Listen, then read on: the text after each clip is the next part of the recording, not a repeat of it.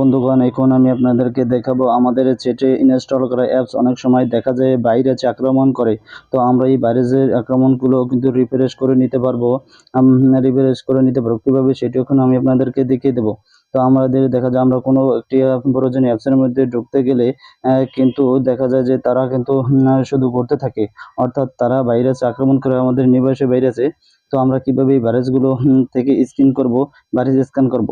তো সেই স্ক্যান করার জন্য আমরা প্রথমে চলে যাবো প্লে স্টোরে। আমি চলে গেলাম আমার প্লে স্টোরে যাওয়ার পরে যে দেখুন আমাদের জিমেল অ্যাকাউন্টের লোগোটি, এটার উপরে ক্লিক করবো। তো আমি এটার উপরে ক্লিক করলাম। ক্লিক করার পর বন্ধুরা এখানে আমাদের প্লে প্রোডাক্টের উপরে ক্লিক করবো। ক্লিক করার পর বন্ধুরা দেখুন এই স্ক্যানের উপরে ক্লিক করবো। স্ক্যানের উপরে ক্লিক করার পর বন্ধুরা আমাদের দেখুন আমাদের অ্যাপসগুলো কিন্তু স্ক্যান হচ্ছে। এই যে দেখুন আমাদের 72টি অ্যাপস তৈরি কিন্তু স্ক্যান হচ্ছে।